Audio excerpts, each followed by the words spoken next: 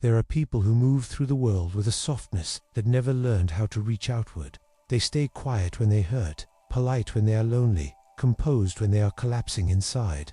Not because they prefer silence, but because silence became the only language that ever felt safe. They navigate life with an ache tucked into the spaces between their breaths, hoping someone will sense what they cannot voice. This documentary explores that quiet longing, the need for comfort, paired with the fear of asking for it. The truth is simple yet heavy. Some people never learned how to be held, even though they have spent a lifetime wishing someone would. The recognition of an unnamed ache. Some emotional needs do not announce themselves. They arrive quietly, the way dusk softens the sky long before the streetlights flicker on. A person may not realize they have spent years longing for comfort until something unexpectedly brushes against that loneliness. A gentle gesture, a warm voice, a moment of unexpected safety. It breaks something open inside, and suddenly, an ache they never knew how to name begins to pulse with awareness. This chapter examines that moment of recognition, the subtle ways a person begins to notice their own emotional hunger, even when they have spent a lifetime pretending they do not need anything at all. Often it begins in childhood, when comfort is inconsistent. A child learns to soothe themselves because no one else will. They learn to shrink their needs, to fold them into the smallest possible space, until even they no longer notice the weight they carry. As they grow, this muting of their emotional voice becomes built into their identity. They learn to be the calm one, the reliable one, the person who never takes up too much room. Their silence is interpreted as strength, but it is really the structure they've built to survive. The longing remains, quiet and constant, a background hum of wanting to be understood without needing to ask. Recognition rarely comes as a dramatic realization. It often arrives through small disruptions. The sting of feeling dismissed, the warmth of being cared for unexpectedly, the confusion of wanting reassurance but finding no words to reach for it. These moments reveal the truth. The person who appears so composed is often the one who feels most alone. The pain deepens when they try to share their emotions and feel clumsy or exposed. Vulnerability feels foreign, almost dangerous. Their emotional reflex is to retreat, to apologize, to downplay. Yet inside, there is a longing that never fades. A longing to rest without earning it, to be held without explaining why, to need something without feeling ashamed. This chapter lays the foundation for the journey ahead. The quiet ache is real, it is old, it is unresolved, and it is the starting point for understanding the hidden struggle of wanting comfort without knowing how to ask for it. The roots of unexpressed needs. Every difficulty in adulthood has a beginning, and the origin of emotional silence often traces back to the earliest relationships. A parent who was overwhelmed, a home where feelings were dismissed, a childhood shaped by unpredictability. When affection is conditional or rare, a child learns to make their emotional world small, not because they lack needs, but because their needs were met with absence or irritation. Some parents love deeply but do not know how to show it. Their love is practical, responsible, structured, yet emotionally distant. Others are present physically but unavailable emotionally, leaving the child to interpret their own feelings without guidance. In these environments, comfort is something the child watches other people receive. They learn that needing less makes life easier for everyone. This early adaptation becomes a reflex. They stop running to others when they cry. They learn not to express fear, because fear brings no protection. They stop asking for help, because asking rarely changes anything. They begin to behave like tiny adults, long before they understand what adulthood requires. Over time, they develop a hyper-awareness of their environment. They sense tension before anyone speaks. They soften themselves to avoid conflict. They keep their voice quiet so no one feels burdened by them. And in doing so, they bury their emotional hunger deeper and deeper, until it becomes invisible even to them. The child who grows up like this eventually becomes the adult who smiles politely while longing for understanding. This adult may form connections, but remain unsure how to express their needs within them. They fear being too much. They fear being misunderstood. They fear being rejected for revealing anything soft or tender inside. Some learn that comfort is earned only through perfection. Others learned it is unavailable no matter what they do. As a result, they placed enormous pressure on themselves to remain composed at all times. They do not cry easily.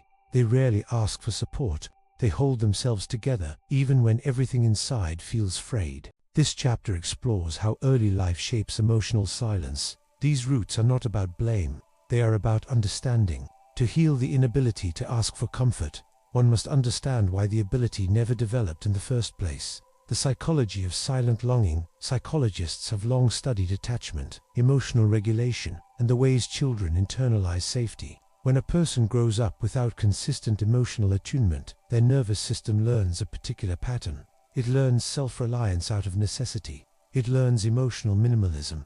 It learns that expressing needs leads to discomfort, conflict, or disappointment. Research shows that chronic underattunement leads to what is often described as avoidant attachment patterns. Not avoidance of people, but avoidance of vulnerability. These individuals do not avoid connection.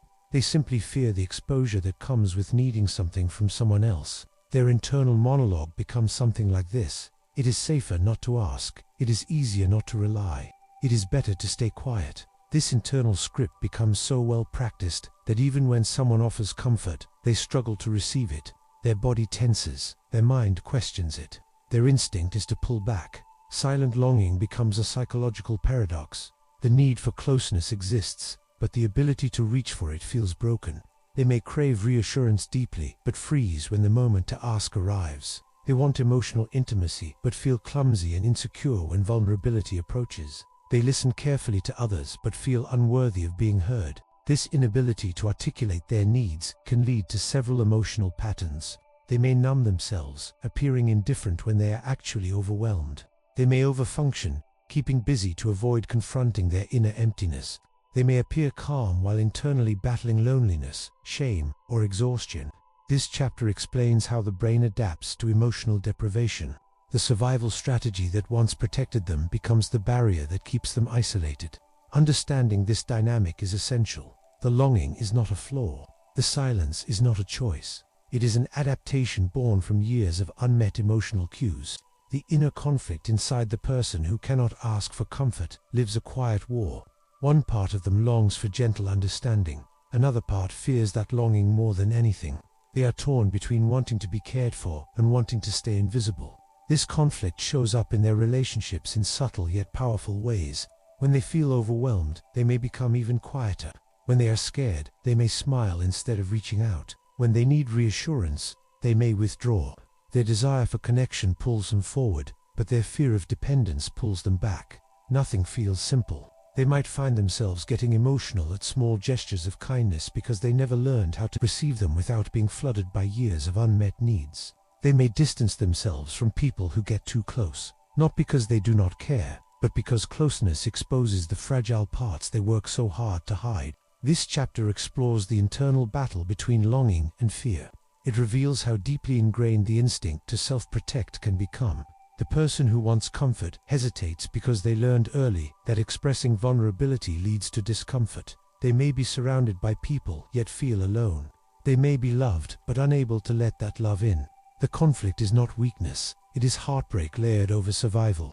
The hard truths of realization. There often comes a moment when the person realizes how much of their life has been shaped by unspoken needs. It may be triggered by a failed relationship, a moment of emotional breakdown, or the simple exhaustion of carrying their silence for too many years.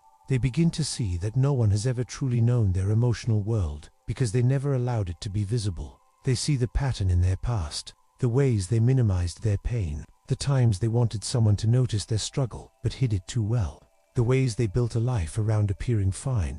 This realization is both painful and freeing. Painful because it reveals the depth of their loneliness. Freeing because it gives them a name for what they have always felt but never understood. They begin to see that asking for comfort does not make them weak, it makes them human. This chapter reflects on the moment a person becomes aware of their own emotional hunger. Awareness does not solve everything, but it opens the door. The path of quiet healing. Healing is a slow and gentle unfolding. It begins with small steps, learning to sit with emotions rather than suppress them, allowing trusted people to see glimpses of vulnerability, recognizing that asking for comfort is not a burden, it is a bridge. The person who learned to rely only on themselves begins to understand that connection requires openness, that tenderness is not something to be ashamed of, that comfort is a human need, not a flaw. They start practicing small expressions of need, a simple request, a moment of honesty, a soft truth spoken aloud. Healing is not dramatic, it is subtle. It is the slow unlearning of emotional survival habits that no longer serve them.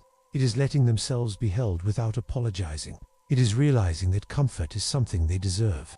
This chapter explores how healing takes shape for someone who never knew comfort was allowed. A soft closing reflection in the end. The quiet pain of wanting comfort without knowing how to ask is not a story of weakness. It is a story of resilience, a story of someone who learned to survive in silence, someone who learned to carry their own weight without complaint, someone who trained their heart to whisper when it wanted to cry. But silence does not mean emptiness. It means longing, longing for gentleness, longing for presence, longing for understanding. His final reflection offers a truth that feels both soft and steady. The ability to ask for comfort grows the moment a person believes they deserve it, and every small act of vulnerability becomes a step toward connection.